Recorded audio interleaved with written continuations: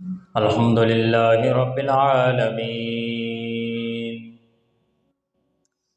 والعاقبة للمتقين الصلاة والسلام على سيد الأنبياء والمرسلين وعلى آله وأصحابه وأزواجه وعلماء ملته أجمعين أما بعد فأعوذ بالله من الشيطان الرجيم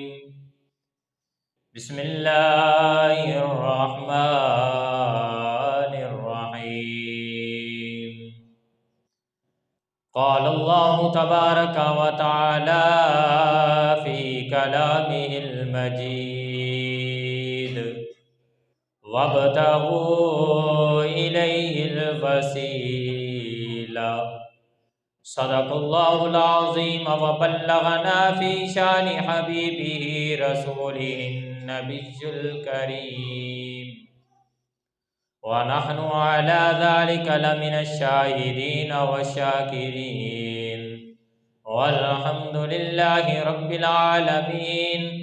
إن الله وملائكته يصلون على النبي يا أيها الذين آمنوا صلوا عليه وسلموا تسليما الصلاة والسلام عليك يا سيدي يا رسول الله وعلى آلك وصحابك يا سيدي يا حبيب الله الصلاة والسلام عليك يا سيدي يا رحمة للعالمين وعلى آلك وصحابك يا سيدي يا خاتم النبيين۔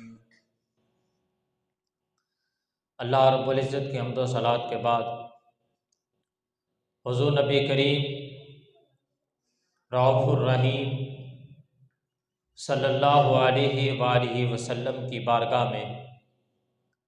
ہدیہ درود شریف کا نذرانہ عقیدت پیش کرنے کے بعد معزز و محترم سامعین کرام، اللہ رب العزت کا لاکھ شکر کہ خالق کائنات نے ہمیں انسان بنایا اور انسان بنا کر اللہ رب العزت نے ہمارے سروں پر اشرف المخلوقات کا تاج سجایا، اور خالق کائنات کا لاکھ شکر کہ اللہ رب العزت نے ہمیں انسان بنا کر، مسلمان بنا کر حضور نبی کریم صلی اللہ علیہ وآلہ وسلم کی امت میں پیدا فرمایا، اور اللہ رب العزت کا لاکھ شکر کہ آج ایک مرتبہ پھر خالق کائنات نے ہمیں جمعۃ المبارک کے موقع پر اپنی بارگاہ میں سجدہ ریز ہونے کی ہمت، توفیق اور سعادت نصیب فرمائی۔ معزز محترم سامعین کرام، آج میں آپ حضرات کے سامنے اس خطبہ جمعۃ المبارک کے اندر پر جس موضوع پر لب کشائی کرنے کی جسارت حاصل کر رہا ہوں، جس طرح کہ میں پچھلے جمعے وسیلہ مصطفیٰ صلی اللہ علیہ وسلم پر آپ حضرات کے سامنے عرض کر رہا تھا، آج بھی وہی موضوع، اور آج اس موضوع کے ساتھ میں جو بیان کروں گا وہ یہ ہے وسیلہ و نسبت مصطفیٰ صلی اللہ علیہ وآلہ وسلم، کہ اس کائنات کے اندر اللہ رب العزت نے جو بھی چیزوں کو خالق کائنات نے پیدا فرمایا، یا آپ اس کائنات کی جو زینت و خوبصورتی آپ دیکھ رہے ہیں، اور عرش و کرسی، زمین، اور اس کے علاوہ اللہ رب العزت نے جتنی بھی چیزوں کو تخلیق فرمایا، ان سب کو حضور علیہ الصلوۃ والسلام کی خاطر پیدا فرمایا۔ اور اس کائنات کے اندر اگر بندہ یہ چاہے کہ میں اللہ کے نیک بندوں میں شامل ہو جاؤں، کہ میں اللہ کی قرب حاصل کر لوں، میں اللہ کا محبوب بندہ بن جاؤں، میں اللہ کے بہت قریب ہو جاؤں، تو وہ کون سی ایسی چیز ہے کہ جس کو انسان اس کائنات کے اندر اپنانے کے بعد اللہ رب العزت کا محبوب و مقبول بندہ بنتا ہے؟ وہ صرف اور صرف یہ ہے کہ انسان چاہے کوئی بھی کام کرے، چاہے اللہ رب العزت سے تو کوئی بھی دعا مانگے، چاہے اللہ رب العزت سے کچھ بھی مانگنا چاہے، وہ مانگے تو صرف اور صرف حضور علیہ الصلوۃ والسلام کے وسیلہ کے ساتھ مانگے۔ اور اگر انسان حضور کے وسیلہ کے ساتھ مانگے گا تو میں یہ دعوے کے ساتھ کہہ سکتا ہوں کہ کائنات میں کبھی بھی وہ اپنی زندگی میں جب کبھی بھی مانگے گا، اگر وہ حضور کے وسیلہ سے مانگے گا، اللہ رب العزت کبھی اس کو رد نہیں فرمائے گا۔ اس کائنات کے اندر اب کچھ لوگ یہ کہتے ہیں کہ جناب وسیلہ مانگنا، وسیلے کے ساتھ مانگنا یہ شرک و گناہ ہے۔ ہاں، یہ اس لیے ہے کہ اگر وسیلہ اللہ کے غیر یعنی بتوں کا اور مشرکین کے وسیلے سے جو اللہ کے دشمن ہے، اگر ان کے وسیلے سے یا ان سے مانگو گے تو یہ شرک ہوگا۔ اگر اللہ کی بارگاہ میں اللہ کے نیک بندوں کا یا حضور علیہ الصلوۃ والسلام کا وسیلہ دے کر مانگو گے، اللہ تمہیں کبھی رد نہیں فرمائے گا۔ اور وسیلے کی اصلیت کیا ہے؟ وسیلہ کہتے کسے ہیں؟ کہ اگر ہم نے خالق کائنات کی بارگاہ میں پہنچنا ہے تو ہمیں وسیلہ چاہیے، اور وہ وسیلہ کون سی ایسی جگہ ہے، وہ کون سی ایسی بارگاہ ہے کہ جس کا دامن ہم پکڑ کر ہمیں ایسا بندہ چاہیے کہ جس کا ایک یعنی کہ انسان یہ کہے کہ جس کا تعلق یہاں پر بھی ہو، اس کا تعلق خدا کے ساتھ بھی ہو۔ وہ یہ آپ روزمرہ زندگی کو دیکھیں کہ انسان چاہے گھر میں موجود ہو یا گھر سے کہیں باہر موجود ہو، اور انسان کو کھانے کی طلب ہو، یا انسان کھانا چاہے تو وہ کیا کرے گا؟ تو وہ کسی نہ کسی سے مانگے گا۔ اگر گھر میں ہے تو اپنی بہن یا اپنی ماں یا اپنی بھابھی یا کسی نہ کسی سے مانگے گا۔ اگر کسی ہوٹل پر گیا ہے تو کسی ویٹر سے کہہ کر وہ اپنا کھانا منگوائے گا۔ میں یہ بتانا یہ چاہتا ہوں، اس کھانے اور اس کے درمیان یا تو اس کی والدہ وسیلہ ہوگی، یا تو اس کی بہن وسیلہ ہوگی، یا تو اس کے اور کھانے کے درمیان ویٹر وسیلہ ہوگا۔ اور اسی طرح چلتے چلے جائیں کہ انسان صبر کرنا چاہے، انسان کو صبر کے لیے کسی نہ کسی سواری کی ضرورت ہوگی، کسی نہ کسی منزل پر پہنچنے کے لیے اس کو کسی نہ کسی سواری کی ضرورت ہوگی، اور اس منزل اور اس انسان کے درمیان وہ سواری جو ہے وہ وسیلہ ہوگی۔ اور اسی طرح اگر انسان تعلیم حاصل کرنا چاہے، اسے کسی استاد کی ضرورت پڑے گی۔ اس تعلیم اور اس کے درمیان استاد ایک وسیلہ ہے۔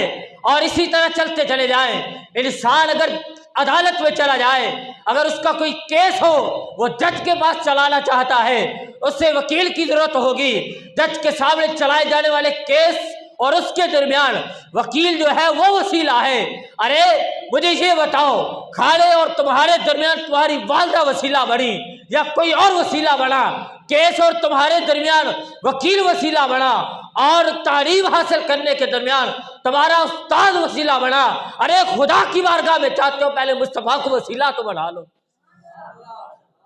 ارے خدا کی بارگاہ میں جانا چاہتے ہو، پہلے مصطفیٰ کو وسیلہ تو بڑھاؤ۔ اگر تم نے مصطفیٰ کو وسیلہ بڑھا لیا تو پھر اس کائنات میں کوئی ایسی چیز نہیں ہے جو تمہیں خدا سے ملوا نہ سکے۔ حضرات گرامی، اور اسی طرح اگر انسان کے سامنے علم موجود ہو، اگر انسان کے سامنے ڈھیروں کتابوں کا ڈھیر لگا ہوا ہو اور اس کے پاس کئی ہزاروں ٹن کتابیں پڑھی ہوں، وہ علم اس کو تب تک حاصل نہیں ہو سکتا جب تک استاد اس کے پاس نہیں موجود ہوگا۔ علم موجود ہے لیکن اس کی سمجھ نہیں آتی۔ علم سمجھنے کے لیے کسی استاد کی ضرورت ہے۔ درویشی موجود ہے لیکن سمجھ میں نہیں آتی، اسے بھی سمجھنے کے لیے کسی درویش کی ضرورت ہے۔ اور اسی طرح چلتے چلے جائیں، اس کائنات میں کوئی بھی ایسا کام نہیں جو بغیر کسی چیز کے سمجھ آئے۔ خوشبو موجود ہے، انسان کو سمجھ نہیں آتی یہ کس چیز کی خوشبو ہے، اس کو پھول کی سمجھ لینا ہوگی، پھر اس کو پھول کی خوشبو کی خود بخود سمجھ آ جائے گی۔ اور اسی طرح چلتے جائیں، پھر انسان کیا چاہتا ہے اور چلتا جائے، پھر انسان اس کائنات کے اندر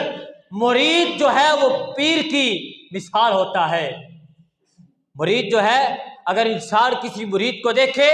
تو لوگ دوسرے دیکھنے والے کہتے ہیں یہ جو مرید ہے اتنا اچھا مرید ہے، اس کا پیر بھی کوئی نہ کوئی اچھا پیر ہوگا۔ اور اسی طرح والدین، اسی طرح بتانے چاہتا ہوں علم موجود ہے، سمجھ میں نہیں آتا، کسی استاد کی ضرورت پڑے گی۔ درویشی پاس ہے، موجود ہے سامنے لیکن سمجھ نہیں آتی، سمجھنے کے لیے کسی درویش کی ضرورت ہوگی۔ اور اسی طرح انسان کے پاس کسی کیس کے معاملات موجود ہیں، اسے کسی نہ کسی چیز کی ضرورت ہوگی۔ ارے خدا تو تمہارے شاہ رخ سے بھی زیادہ قریب ہے، اگر تم اسے سمجھنا چاہتے ہو تو تمہیں مصطفیٰ کی ضرورت ہے۔ خدا تو تمہارے شاہ رخ سے بھی زیادہ قریب ہے، تو پھر تمہیں اس سے سمجھنا چاہتے ہو تو تمہیں مصطفیٰ کی ضرورت ہے۔ یہاں مجھے ایک بہت پیاری مثال یاد آ رہی ہے، وہ یہ، اب کسی نے پوچھا کہ یا اللہ تو کہاں پر موجود ہے؟ تو اللہ رب العزت نے فرمایا کہ میں انسان کی شاہ رخ سے بھی زیادہ قریب ہوں۔ بندہ کہتا ہے کہ یا اللہ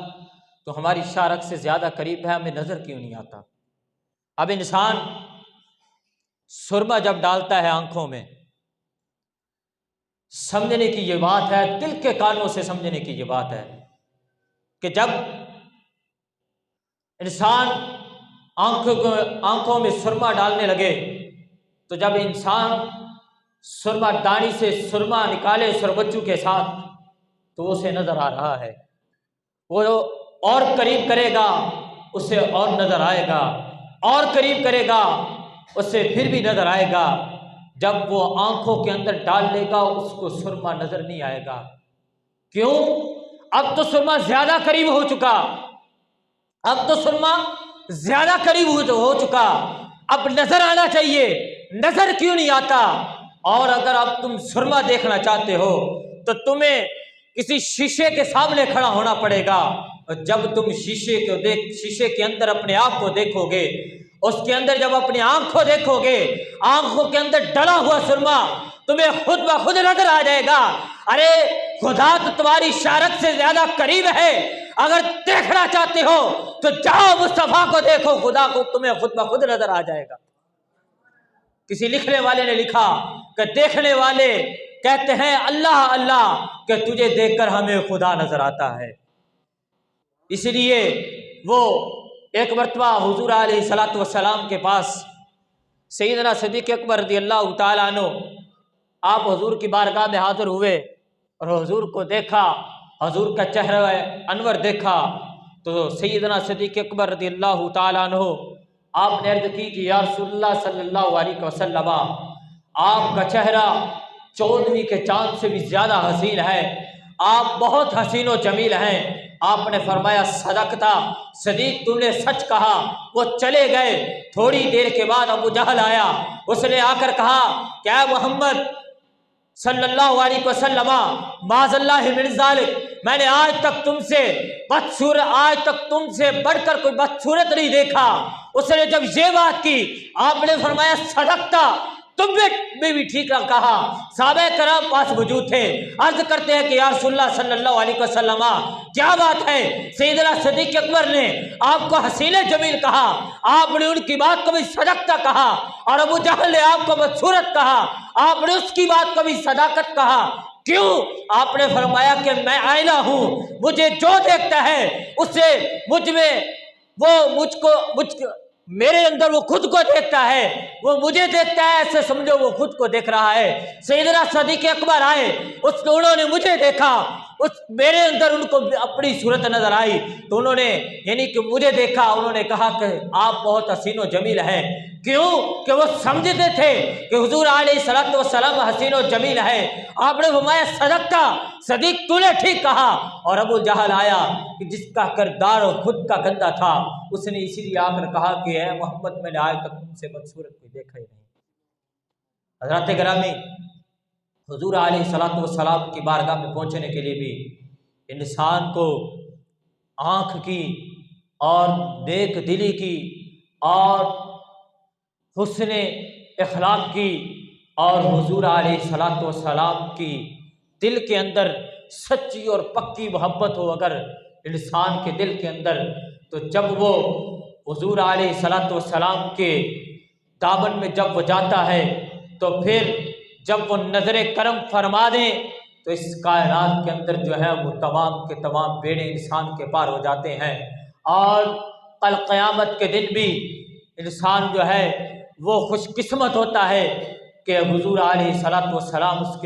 उसकी शफाअत भी फरमाएंगे। हज़रत गिरामी, जो कि वसीले की भी बात हो रही है और निस्बत की भी बात है, मैं हज़रत सैयदना आदम अलैहिस्सलातु वस्सलाम की एक बात करना चाहूँगा कि एक दिन जब अल्लाह रब्बुल इज़्ज़त ने हज़रत आदम अलैहिस्सलातु वस्सलाम को तख़लीक़ फरमाया, तो आप जब रूए ज़मीन पर आए, मैं ये बात करने लगा हूँ, मैं उस खुशबू की बात कर रहा हूँ जो इस दुनिया में सबसे महंगी तरीन खुशबू है, जिसे हम कस्तूरी कहते हैं। वो बढ़ती कहाँ है? वो हिरन के नाक के अंदर जाकर जब वो दौड़ता है, जब उसे पसीना आता है, जब उसका वो पसीना नाक के अंदर जाता है और वो जो गर्दो गुबार उसकी नाक के अंदर जमा होती है और वो जब जमा होकर खुश्क हो जाती है तो डेला बनता है, फिर उससे कस्तूरी को बनाया जाता है। ये हिरन के नाक के अंदर पैदा कैसे हुई? जब अल्लाह रब्बुल इज़्ज़त ने हज़रत आदम अलैहिस्सलातु वस्सलाम को तख़लीक़ फरमाकर ज़मीन पर भेजा, तो कुछ हिरन ऐसे थे कि जिनको ये पता चला कि आदम अलैहिस्सलातु वस्सलाम को अल्लाह रब्बुल इज़्ज़त ने ज़मीन पर भेज दिया है, तो क्यों ना जाकर उनकी ज़ियारत करके आई जाए। जब वो चले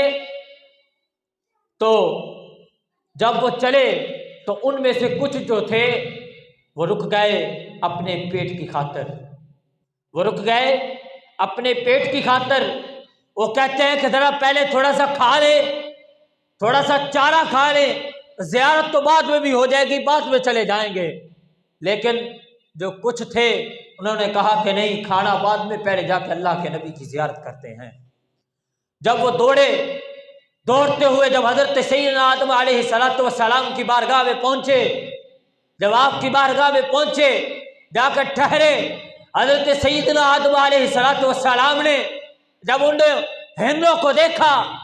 देखने के बाद आपने फरमाया आगे आ जाओ। जब वो हिरन दौड़ते हुए आपके पास आए तो आपने उनकी कमर पर जब हाथ फेरा, तो आपके हाथ फेरने के सदके से अल्लाह रब्बुल इज़्ज़त ने उनके पसीने में कस्तूरी की खुशबू को पैदा फरमा दिया। जब वो